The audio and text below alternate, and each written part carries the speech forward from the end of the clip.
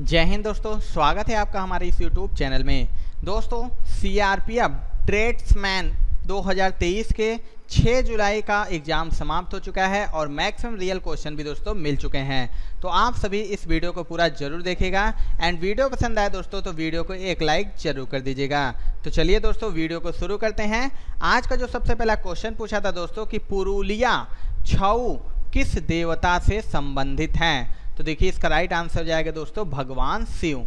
आपको बता दें कि पुरुलिया छऊ पश्चिम बंगाल का है और झारखंड का सरायकेला छऊ और उड़ीसा का मयूरभंज छऊ है। ऐसा कहा जाता है कि यह नृत्य भगवान शिव की पूजा से उत्पन्न हुआ, जिसमें पुरुषों द्वारा भगवान को चित्रित करने के लिए श्रृंगार किया जाता था और इसके बाद तांडव शैली में नृत्य किया जाता था। एक क्वेश्चन पूछा था दोस्तों कि सबसे कम साक्षरता वाला राज्य कौन सा है। तो राइट आंसर देखिए हो जाएगा बिहार। बिहार में सबसे कम 61.8% और केरल में सबसे अधिक 94% शिक्षा मंत्रालय द्वारा साझे किए गए आंकड़ों के अनुसार है। बिहार 61.8% में सबसे कम साक्षर है। इसके बाद अगर बात करें तो अरुणाचल प्रदेश का है 65.3%। उसके बाद है राजस्थान का 66.1%। एक क्वेश्चन पूछा था दोस्तों कि इंदिरा पॉइंट कहाँ पर स्थित है। तो देखिए इंदिरा पॉइंट अंडमान और निकोबार द्वीप समूह में स्थित है और यह द्वीप स्थित एक गांव है और यह भारत का दक्षिणतम बिंदु भी है। यहाँ पर एक प्रकाश स्तंभ भी स्थित है। एक क्वेश्चन पूछा था दोस्तों कि चोल वंश की स्थापना किसने किया था। तो देखिए चोल वंश की स्थापना किया था विजयालय ने। चोल राज्य की स्थापना किसने किया था। तो विजयालय ने किया था। उसने 8वीं शताब्दी में तंजौर साम्राज्य पर कब्जा कर लिया और पल्लवों को हराकर शक्तिशाली चोलों का उदय किया। इसलिए तंजौर को प्रख्यात चोल साम्राज्य की पहली राजधानी बनाया गया था और आदित्य प्रथम विजयालय का उत्तराधिकारी था और साम्राज्य पर शासन किया था। एक क्वेश्चन पूछा था दोस्तों कि बक्सर का युद्ध किसके किसके बीच हुआ था। देखिए रिपीटेड क्वेश्चन है, इससे पहले भी यह क्वेश्चन पूछ चुका है। तो देखिए बक्सर का जो युद्ध था दोस्तों ईस्ट इंडिया कंपनी के हेक्टर मुनरो और मुगल तथा नवाबों की सेनाओं के बीच हुआ था। कब हुआ था। तो बक्सर का युद्ध 22-23 अक्टूबर 1764 में बक्सर नगर के आसपास ईस्ट इंडिया कंपनी के हेक्टर मुनरो और मुगल तथा नवाबों की सेनाओं के बीच लड़ा गया था और बंगाल के नवाब मीर कासिम, अवध के नवाब शुजाउद्दौला तथा मुगल बादशाह शाह आलम द्वितीय की संयुक्त सेना अंग्रेज कंपनी से लड़ रही थी। एक क्वेश्चन पूछा था दोस्तों कि सत्यशोधक समाज की स्थापना किसने की थी। तो आंसर इसका हो जाएगा ज्योतिबा फूले। ज्योतिबा फूले ने 24 सितंबर 1873 को पुणे महाराष्ट्र में सत्यशोधक समाज की स्थापना की थी और यह एक सुधारवादी समाज था जो वंचितों को न्याय, राजनीतिक शक्ति और शिक्षा तक पहुंच प्रदान करने का समर्थन करता था और महाराष्ट्र में इसका मुख्य उद्देश्य था महिलाओं, शूद्रों और दलितों का समर्थन और उत्थान करना। एक क्वेश्चन था दोस्तों कि पुरानी संसद भवन के वास्तुकार कौन थे। तो देखिए पुरानी संसद भवन के वास्तुकार एडविन लैंडसियर लुटियंस और रॉबर्ट हर्बर्ट बेकर थे, जो कि भारतीय संसद भवन की रचना ब्रिटिश वास्तुकार थे एडविन लुटियंस और हर्बर्ट बेकर द्वारा 1912 में की गई थी और इसे वैकल्पिक रूप से संसद भवन भी कहा जाता है। बात करें दोस्तों नए संसद भवन का, आपसे पूछ सकता है कि वास्तुकार कौन थे। तो याद रखिएगा नए संसद भवन के वास्तुकार हैं बिमल पटेल। एक क्वेश्चन पूछा था दोस्तों कि डॉक्टर भीमराव अंबेडकर ने कहां पर अछूतों के लिए आंदोलन किया था। तो देखिए यह किया था महाराष्ट्र में। महाराष्ट्र में कहा तो कालाराम मंदिर सत्याग्रह, जिसका नाम है 2 मार्च 1936 को भीमराव अंबेडकर द्वारा अछूतों के मंदिर प्रवेश के लिए चलाया गया आंदोलन था और नासिक के कालाराम मंदिर में यह सत्याग्रह हुआ था। एक क्वेश्चन था दोस्तों कि सबसे पहले जीवित कोशिका की खोज किसने की थी। तो इसकी खोज की थी Antony von Leeuwenhoek. Antony von Leeuwenhoek ने 1674 में सबसे पहले जीवित कोशिका की खोज की थी और सवाल स्पेरोगियरा पहली जीवित कोशिका थी जिससे इन्होंने माइक्रोस्कोप द्वारा देखा था। और बात करें कोशिका की खोज, तो देखिए कोशिका की खोज रॉबर्ट हुक ने 1665 ईस्वी में किया था। एक क्वेश्चन था दोस्तों कि एंग्लो नेपाल समझौता युद्ध किस संधि के आधार पर हुआ था? तो आंसर हो जाएगा सुगौली संधि। आपको बता दें कि सन 1814 से 1816 तक चला एंग्लो नेपाल युद्ध, जिसे गोरखा युद्ध भी कहते हैं, तत्कालीन नेपाल अधिराज वर्तमान का जो संघीय लोकतांत्रिक गणराज्य है और ब्रिटिश ईस्ट इंडिया कंपनी के बीच में हुआ था, जिसका परिणाम सुगौली संधि में हुई और नेपाल ने अपना 1/3 भू विभाग ब्रिटिश हुकूमत को देना पड़ा था। गोरखा युद्ध 1816 ईस्वी में ब्रिटिश भारतीय सरकार और नेपाल के बीच हुआ था। उस समय भारत का गवर्नर जनरल लॉर्ड हेस्टिंग था। एक क्वेश्चन था दोस्तों कि अंतर्राष्ट्रीय एनी पुरस्कार 2020 किसे दिया गया था? तो यह दिया गया था प्रोफेसर CN राव को। प्रोफेसर CN राव को अक्षय ऊर्जा स्रोतों और ऊर्जा भंडारण में अनुसंधान के लिए अंतर्राष्ट्रीय एनी पुरस्कार 2022 से सम्मानित किया गया था। एक क्वेश्चन था दोस्तों कि प्राण और दैहिक स्वतंत्रता किस अनुच्छेद से संबंधित है? तो आंसर देखिए हो जाएगा अनुच्छेद 21। भारत के संविधान का जो अनुच्छेद 21 है दोस्तों, कानून द्वारा स्थापित प्रक्रिया के अनुसार किसी भी व्यक्ति को उसके जीवन या व्यक्तिगत स्वतंत्रता से वंचित नहीं किया जाएगा। आपातकाल के दौरान इसे निलंबित नहीं किया जा सकता है। जीवन के अधिकार में निम्नलिखित अधिकार शामिल है, कौन कौन से? तो आजीविका का अधिकार, निजता का अधिकार, स्वास्थ्य का अधिकार और 14 वर्ष की आयु तक निःशुल्क शिक्षा का अधिकार। और खंडक सिंह बनाम यूपी राज्य और अन्य इस मामले में निजता के अधिकार को अनुच्छेद 21 में शामिल किया गया था। एक क्वेश्चन था दोस्तों कि रास्ता नापना मुहावरे का अर्थ क्या होता है? तो हो जाएगा आवारा फिरना, इधर उधर बिला वजह फिरना, फजूल कोई राह चलना। एक क्वेश्चन था दोस्तों कि पुरोहित का संधि विच्छेद क्या है? तो देखिए पुरोहित का संधि विच्छेद होता है पुरह धन हित। एक क्वेश्चन पूछा था कि कांच का पर्यायवाची शब्द क्या होता है? तो देखिए कांच का पर्यायवाची दर्पण, शीशा, आरसी, आईना और मुकुर ये सभी हो जाते हैं।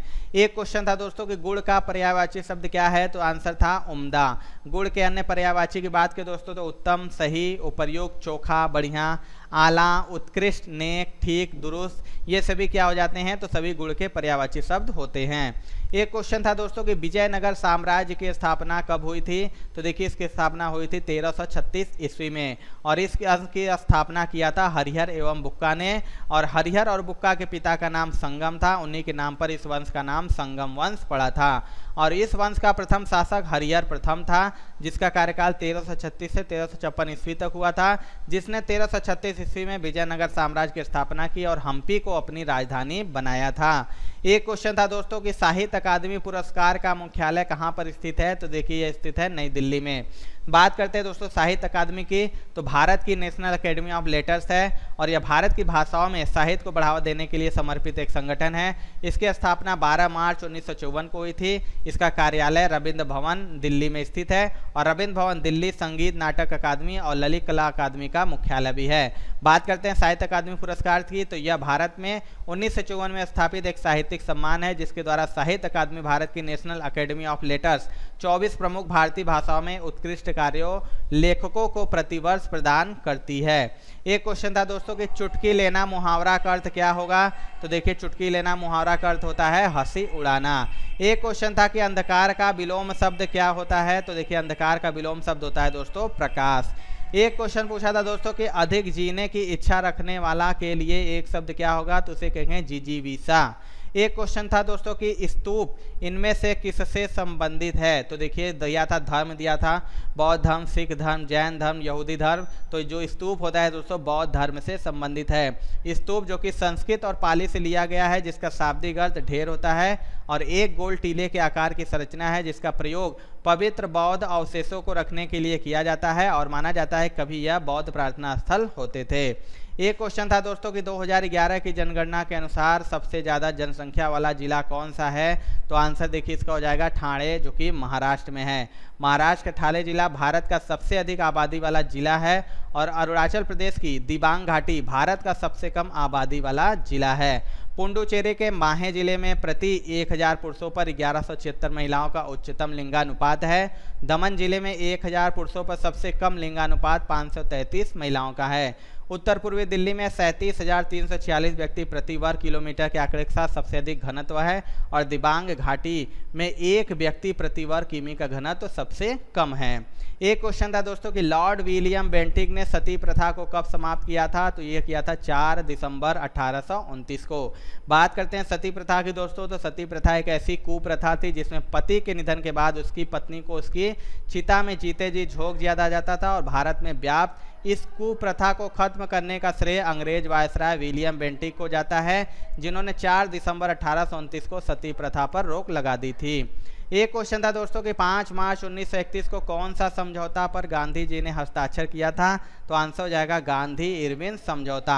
आपको बता दें कि 5 मार्च 1931 को लंदन द्वितीय गोलमेज सम्मेलन के पूर्व महात्मा गांधी और तत्कालीन वायसराय लॉर्ड इरविन के बीच एक राजनीतिक समझौता जिसे गांधी इरविन समझौता कहते हैं। एक क्वेश्चन था दोस्तों कि पानी संचय योजना किस राज्य से संबंधित है, तो आंसर हो जाएगा तमिलनाडु। आपको बता दें तमिलनाडु भारत पहला भारतीय राज्य जिसने छत पर वर्षा जल संचय को शुरू किया है। एक क्वेश्चन था दोस्तों कि सिंधु घाटी की सभ्यता के लिए किस स्थल से कांस्य की नर्तकी की मूर्ति मिली है, तो आंसर हो जाएगा मोहनजोदड़ो। नर्तकी जो कि यह एक कांस्य मूर्ति है जो मोहनजोदड़ो से प्राप्त हुई थी, जो सिंधु घाटी की सभ्यता का एक स्थल है, और माना जाता है कि इसे 2500 ईसा पूर्व के आसपास बनाया गया था, और मोहनजोदड़ो के एक घर से एक कांस्य मूर्ति प्राप्त हुई थी जो लगभग इसी की तरह है। एक क्वेश्चन था दोस्तों कि भारतीय संविधान का अनुच्छेद 24 किससे संबंधित है, तो देखिए इसका आंसर हो जाएगा कारखानों आदि में बालकों के नियोजन का प्रतिषेध। आपको बता दें कि 14 वर्ष से कम आयु के किसी बालक को किसी कारखाने या खान में काम करने के लिए नियोजित नहीं किया जाएगा या किसी अन्य परिसंकट में नियोजन में नहीं लगाया जाएगा। एक क्वेश्चन था दोस्तों कि यथाशक्ति में कौन सा समास है, तो आंसर इसका हो जाएगा अव्ययीभाव समास। यथाशक्ति का समास विग्रह करने पर दोस्तों शक्ति के अनुसार होगा, और इसमें यथा अव्यय का प्रयोग के कारण अव्ययीभाव समास है, और अव्ययीभाव समास में पहला पद प्रधान होता है, समस्त शब्द अव्यय का काम करता है। एक क्वेश्चन था दोस्तों कि संज्ञा के स्थान पर प्रयुक्त होने वाले शब्द को क्या कहते हैं, तो देखिए इसे कहते हैं सर्वनाम। आपको बता दें कि संज्ञा के स्थान पर प्रयुक्त होने वाले शब्द को सर्वनाम कहते हैं, और इसके अंतर्गत मैं, तुम, तुम्हारा, आप, आपका, इस, उस, यह, वह, हम, हमारा आदि शब्द आते हैं। एक क्वेश्चन था दोस्तों कि हाथ पर हाथ धरना मुहावरे का अर्थ क्या होगा, तो देखिए इसका आंसर हो जाएगा खाली बैठना और कुछ नहीं करना।